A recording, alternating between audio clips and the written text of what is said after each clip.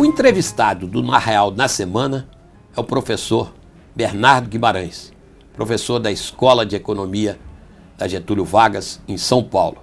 O professor Bernardo é doutor em Economia por Yale. Professor, muito obrigado por Obrigado sua a vocês, Márcio. Muito aqui. obrigado pelo convite. O professor Bernardo está lançando um livro chamado Riqueza da Nação no Século XXI. É um livro eletrônico. Um livro eletrônico, exatamente. Então, Bernardo, eu queria que você começasse dizendo qual foi seu objetivo desse livro, que você está falando do Brasil recente. E aproveita e dá o endereço onde esse livro pode ser encontrado, que eu li com muito prazer. Muito obrigado, Zé Márcio. A ideia de escrever esse livro surgiu, ou me atacou, um dia depois das eleições, porque a eleição foi uma eleição estranha, não pelo resultado apenas, mas porque a discussão que a gente tinha acerca dos assuntos de economia durante a eleição tinha muito pouco a ver com o que de fato era para ser discutido. E hoje a gente está percebendo isso. No domingo teremos milhões de pessoas nas ruas protestando contra o governo, e parte do protesto vai estar ligado com essa ideia de que o governo falou alguma coisa e fez outra.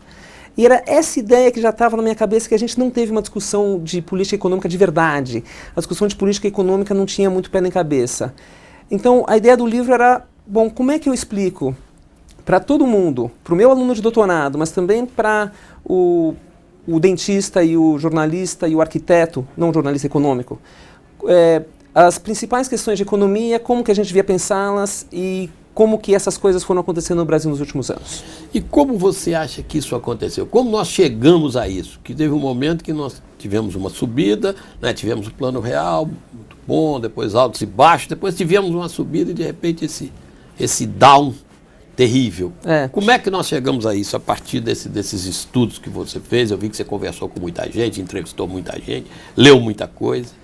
Eu acho que a gente tem que culpar as políticas ruins dos últimos anos pela situação que a gente está hoje. E eu acho que as políticas ruins dos últimos anos têm um pouco a ver com a crise internacional, não porque a crise internacional está tendo efeitos até hoje, isso é uma mentira e todo mundo sabe, mas porque a crise internacional pareceu dar uma justificativa para aquelas pessoas que queriam falar que tudo que a gente sabe sobre economia a gente não precisa levar a sério, o capitalismo está tudo escangalhado, a gente vai fazer diferente. E de fato o Brasil desde 2009 está numa trajetória, 2010 está numa trajetória um pouco estranha em termos de política econômica. Isso não aparece diretamente nos resultados assim que as políticas são implementadas, mas os investidores vão percebendo, tem alguma coisa estranha aqui, a coisa está meio ruim e agora a gente está pagando a conta.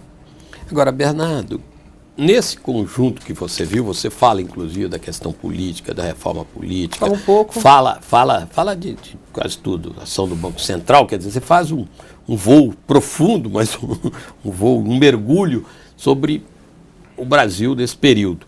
Qual foi o principal ou o maior equívoco desse período todo?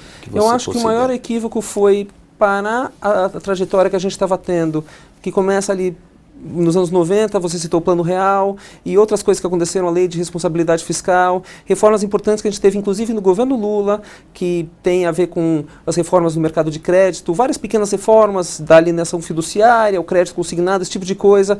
Todas essas reformas estavam colocando o Brasil num rumo melhor para quem quer fazer negócio, para quem quer investir, para quem quer trabalhar. E tinha muita coisa a ser feita e muitos equívocos de política, eu não discordo disso, mas existia entre 94 até 2005, um rumo na economia que estava querendo ir para o lugar certo, com muitos acertos, inclusive. O maior erro foi a gente ter desconfiado dessa coisa que eu vou chamar de capitalismo e a gente ter tentado adotar ou dar mais força para esse intervencionismo estatal, que vem com a lei do conteúdo nacional, que vem com essa ideia de baixar os juros simplesmente porque os juros estão altos, que vem dessa ideia de expandir o BNDES de 300 bilhões de reais de ativos em 2007 para quase 900 agora. Bernardo, uma outra questão. Como é que nós chegamos agora lá num porto melhor? Como é que nós vamos chegar a um porto melhor? Qual é a saída? Para depois a gente voltar aos temas. Não quero ficar analisando só o passado e falando. Quero também pensar o seguinte, tem que ter uma saída. É verdade. E parte da saída passa pela questão política. E a questão política, eu não vou saber falar muito o que o governo vai conseguir aprovar, o que não vai, o que eles querem fazer. Até esse governo já percebeu que a gente precisa acertar as contas do governo, acertar as contas públicas. Qualquer pessoa que tem uma padaria ou uma mercearia sabe que alguma hora você tem que pagar as suas dívidas, senão os juros vão lá para cima. E isso o governo já percebeu. E a gente, de fato, precisa fazer esse ajuste fiscal. A gente estava conversando agora há pouco sobre a questão dos estados e municípios, que você estava levantando, e a questão fiscal hoje passa, não é só o governo central. E a outra coisa que é importante é a gente fazer essa inflação voltar para a meta em 2016.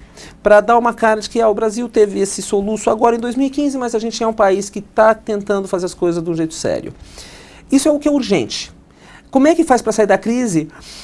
Eu não sei a parte política, mas a gente precisa agora, no momento, só falar para o mundo, olha, a gente vai voltar para o caminho certo. No momento agora a gente vai apagar o incêndio.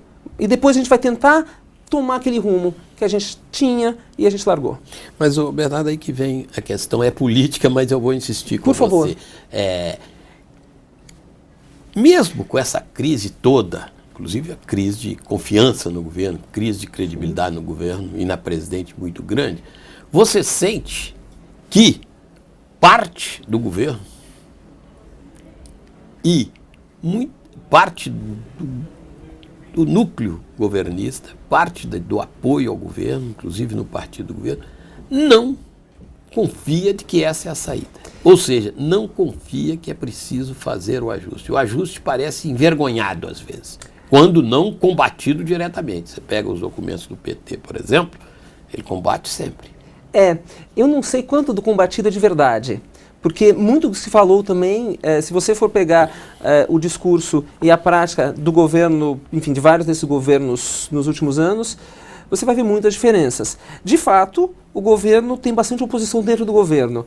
Quanto dessa oposição é de verdade e quanto disso está querendo marcar posição, eu não sei julgar. O que eu sei é que tem algumas pessoas importantes que vão à televisão falar alguma coisa, no fundo eu acho que essas pessoas querem outra. Elas querem de fato que se passem esses ajustes fiscais todos e querem botar a culpa no Congresso por isso. Eu acho que tem muita gente no governo que entende bastante bem que de fato a gente não consegue ficar dando cheque sem fundo e continuar vivendo desse jeito. Agora, de fato, você vai saber disso muito mais do que eu, Zé Márcio. Mas o ajuste fiscal é apresentado como recessivo. O ajuste fiscal é apresentado como recessivo. E você está com uma economia que vai cair esse ano uns 2 e pouco, não é isso? E o ano que vem parece que não sobe também nada, né? O consenso é que esse ano deve cair por volta de 2, essas são as estimativas que eu vejo. E ano que vem, de fato, o pessoal está apostando no 0 a 0. O ajuste fiscal ele vai ser recessivo no seguinte sentido: cortar gastos nesses momentos de recessão nunca é bom mesmo. E é verdade, mas também é verdade que não cortar os gastos no momento em que a dívida já está um pouco alta e você tem essa desconfiança toda do mercado, também não é bom. Então, o ideal é a gente ter as contas em ordem justamente para poder gastar um pouco mais quando a situação está ruim, o país entra em recessão por causa de algum choque externo. Não foi o que aconteceu. A gente entrou em recessão por causa de políticas ruins e agora a gente gostaria de poder gastar e a gente de fato não pode. Eu acho que muita gente tem que entender isso. Eu não tenho certeza. Mas eu te pergunto o seguinte: há possibilidade de você fazer um ajuste? Você enxerga a possibilidade de fazer um ajuste menos duro ou menos recessivo do que parece estar sendo esse? Tem ou esse é a única forma que tem? Não, de fato, eu concordo. Tirando as variáveis políticas, esse ajuste, de fato, é um ajuste recessivo no seguinte sentido. Pega o ajuste fiscal de 2003. O ajuste fiscal de 2003 foi forte e foi muito nos gastos. Ajuste fiscal nos gastos, e de fato não foi tão recessivo.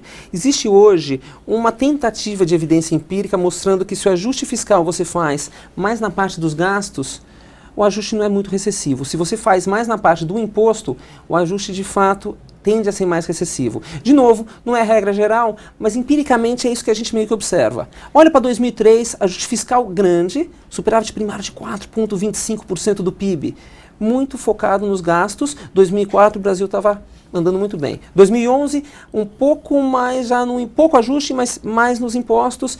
E a economia patina por diversos motivos depois de então. Mas então, esse ajuste está muito no imposto. Eu acho que é isso que você está falando e eu concordo. Mas tem uma coisa, sempre colocando um obstáculo para a gente discutir. alguns economistas que não são governistas, e o governo também alega isso, é que os gastos hoje, grande parte dos gastos são incomprimíveis, ou seja, não tem onde cortar. É verdade. Então, o pessoal que estuda Quer dizer, isso... o problema chega em do números orçamento é muito sério e tal, e Isso. os chamados gastos discricionais, aqueles sobre os quais o governo pode dispor, é muito pequeno. Eu acho que Então é um impasse dramático. eu acho que o Marcos Lisboa, que vem no programa de vocês aqui daqui a poucas semanas, ele andou escrevendo junto com o Mansueto e o Samuel que o que a gente tem não é um problema de conjuntura, é um problema estrutural e acho que não tem muito como argumentar contra eles. Acho que está correto mesmo e acho que o que você está dizendo é bom. E se é dessa forma, não tem muita margem para fazer o ajuste. É verdade, tem muito pouca margem.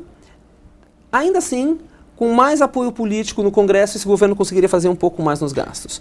Eu acho que um governo ganhar uma eleição falando que não é para fazer ajuste nenhum, que está tudo ótimo, isso tudo foi por causa da crise e que não é para botar banqueiro no governo, chegar e falar, gente, a gente precisa fazer um ajuste fiscal e, por favor, oposição, vote em mim que a gente vai na televisão falar contra, não está buscando o maior apoio para esse tipo de ajuste.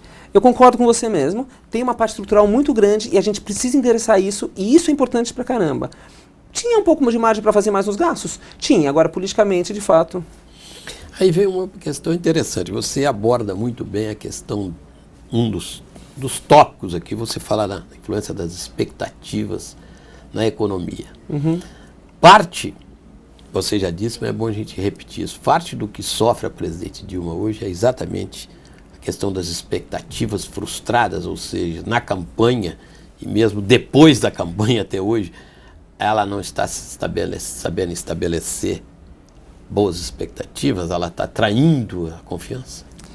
Então, de fato, quando o Banco Central toma alguma medida de subir juros, descer juros, quando o governo faz alguma coisa do tipo cortar gasto e aumentar juros, aumentar os impostos, alguma coisa, o governo está fazendo duas coisas. Ele está fazendo alguma medida que tem um efeito direto na economia, mas ele também está comunicando alguma coisa para o mundo. Então, o exemplo que eu dou aí, que acho que você está se referindo muito, é que quando o Lula toma o poder em 2003, aquela ideia de chegar em janeiro e vamos aumentar os juros do Ministério da Fazenda, tem um efeito em segurar a inflação, mas tem um outro efeito de falar, gente, olha, se a inflação estiver alta, a gente vai aumentar juros. Você mexe na expectativa, as pessoas falam, opa, é esse o jogo então? E quando o governo fala, gente, a gente vai fazer uma coisa, depois vai fazer outra, e a gente vai fazer, mas a gente vai na televisão falar contra, o governo está dando um sinal completamente diferente. E aí ninguém acredita muito, de fato. Então, se você não acredita, o que você vai decidir como empresário, trabalhador, investidor, é muito diferente do que o que você vai decidir, o que você vai escolher se você acredita. Agora, aí você tocou no Banco Central. O papel do Banco Central está muito em foco. Mesmo o que chamaríamos economistas ortodoxos, que já trabalharam no Banco Central e fizeram políticas ortodoxas de juros, estão analisando como um equívoco do Banco Central essa nova escalada da taxa de juros no nível que chegou. Como é que você vê isso? Ou seja, que no momento de recessão, de todas as dificuldades, o Banco Central está aumentando os juros. Aí eu te pergunto, numa análise que eu vi de outras pessoas, o Banco Central está tentando ele recuperar a credibilidade que ele perdeu quando lá atrás, por injunções políticas, jogou os juros lá embaixo quando não era hora de jogar? Será isso? Então, em fevereiro, eu também era daqueles que falava, olha, não é, esse ano esquece 6,5. Esse ano é para fechar em 9, está tudo certo. Eu acho que o Banco Central, olhando agora, falar, beleza, fechar em 9 está tudo certo, a gente vai. Mas não pode chegar a inflação em 11, porque aí a gente não vai conseguir voltar para 6,5 no ano que vem. Acho que toda a briga agora do Banco Central é para voltar para 6,5 para o ano que vem. E eu acho que, de fato, se o Banco Central conseguir voltar para 6,5 no ano que vem, tá ok. Isso aqui é um custo que a gente está pagando por erros passados, a gente tem que voltar a recuperar essa credibilidade. Se o Banco Central deixar fechar em 11 e deixar o juro muito baixo, aí, de fato, como é que você faz para voltar no ano que vem? Porque aí vai passar aquela imagem que a coisa, de fato, saiu de controle. Falando em juros, tem um assunto bastante importante que eu toco nesse livro, que eu acho que é bastante importante e completamente ignorado da discussão, que é o fato que a gente não tem só uma taxa básica de juros. A gente tem a taxa básica Selic, que pode estar muito alta mesmo. A gente tem outra taxa básica de juros, a TJLP, rodando a 6,5%, ou seja, esse ano vai ser menos 3% ao ano, que é uma taxa de juros muito baixa, está negativa, responsável por pautar quase um quarto do estoque de crédito no Brasil, e a gente não está olhando para isso. A discussão vira e mexe parece partir do pressuposto que a gente tem uma taxa de juros, que é a do Banco Central, que afeta o produto e afeta a inflação, e a taxa de juros do BNDES, que afeta o produto e o crédito, mas não tem nada a ver com a inflação. Isso é completamente absurdo. Então você concorda com a teoria de alguns que o Banco Central, nessas condições que está hoje, com o BNDES, aliás com os bancos públicos também, com algumas taxas bem generosas, não é isso? O Banco Central fica sem condições de fazer uma política monetária bem feita? Exato, o Banco Central tem muito pouco margem de manobra, porque se um terço do crédito no Brasil é direcionado, muito BNDES e um bocado vinculado a TR, créditos habitacionais, uma parte agrícola, e se o spread bancário para alguma parte relativamente grande dos empréstimos é super alto, o Banco Central tem uma margem de manobra muito pequena. E aí é claro que qualquer coisa que o Banco Central faz, que seja menos que meio ponto, não tem efeito nenhum na economia. Não é puzzle nenhum o fato que no Brasil o Banco Central tem que jogar o juro lá em cima e lá embaixo. Não é nenhum mistério. O Banco Central, a taxa de juros do Banco Central não afeta a economia inteira. Agora, Bernardo, você falou um dado aí que eu gostaria que você confirmasse. O Banco Central, ele, de público, o comunicado dele é que em 2016, fim de 2016, ele põe a inflação em 4,5%. Você falou que vai chegar em 6,5%, é isso? Não, o Banco Central, não sei o que ele fala de 4,5%, eu acho que o Banco Central... Eu não conversei com ninguém no Banco Central, eu imagino que o objetivo do Banco Central, na verdade, é que a inflação esteja dentro do intervalo da meta em 2016. 4,5%, eu acho que se tiver 6,42%, eles não vão estar tristes, e acho que eles estão querendo baixar um pouquinho para 2017, tanto que eles fizeram aquele negócio que vai ser 6%, eles estão querendo indicar alguma coisa, mas eu acho que menos que 6,5% eles já estão felizes em 2016, eu acho. E, sinceramente, eu também sou daqueles economistas que acham que, de fato, com o cenário recessivo todo, com o fato que o Banco Central tem quase nenhuma margem de manobra, tentar voltar para 4,5%, ou seja, tentar segurar um pouco mais agora e voltar para 4,5% vai ser custoso demais. E o com câmbio, né? Com a medida do juro do Banco Central. Existem outros instrumentos. A gente não precisa ter uma taxa de TJLP a menos 3%. Isso é um equívoco muito grande. E o câmbio nessa altura? Parece que veio para ficar mais alto. Isso não vai ter um outro peso aí que não está sendo considerado? Olha, tem um efeito que é até positivo, o efeito de que o câmbio depreciado estimula a exportação e atrapalha a importação, então tem um efeito de curto prazo em demanda agregada que as pessoas, ou muitas pessoas, argumentam que é positivo. De fato, como positivo é um pouco discutível, quanto tempo esse efeito demora para bater na economia não é muito claro, mas de fato não é imediato. Mas, e o câmbio? Agora, a pergunta sua é, então isso aí é só um problema? Não, tem lados bons, mas tem lados ruins. Veio para ficar? Não sei se veio para ficar a 3,50, mas voltar para 2,50 não. O câmbio ele vai ficar mais valorizado por um bom tempo, porque tem uma expectativa de que, de fato, a gente vai ter uma inflação um pouco mais alta agora e talvez um pouco depois e juros altos para tentar segurar isso mesmo. Vai dar para segurar o desemprego num nível razoável, que é outra grande preocupação hoje? O desemprego no Brasil não sobe tanto quanto em outros países, porque a gente tem um setor informal grande e que absorve mais ou menos rapidamente as pessoas que saem do setor formal e precisam fazer bicos, esse tipo de coisa. Então, a taxa do desemprego vai para os níveis europeus? Não. Mas a gente já está tendo um problema de desemprego ou de empregos ruins, e a gente já está tendo queda de salário, que as pessoas nem estavam esperando tanto.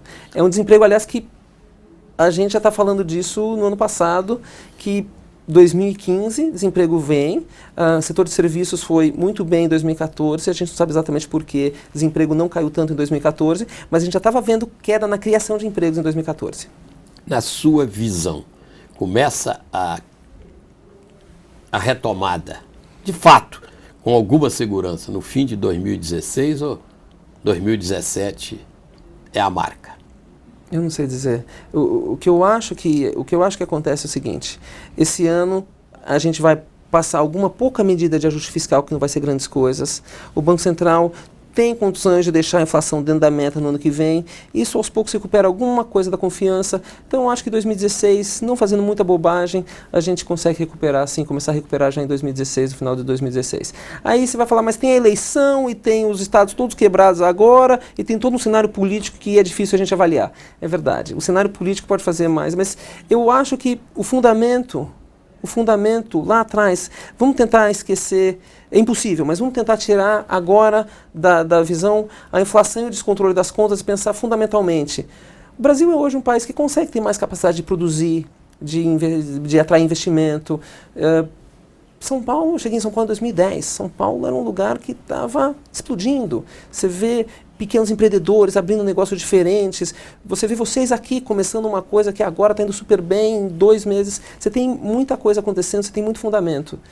Então, sim, eu sou otimista. Eu acho que em 2016, sem muita bobagem na política, a gente consegue uma pequena retomadinha pequena. Quer dizer, se a política tomar juízo, então. Se a política tomar juízo. E eu não vou fazer aposta na política. Você sabe fazer aposta na política melhor do que eu. Ninguém faz.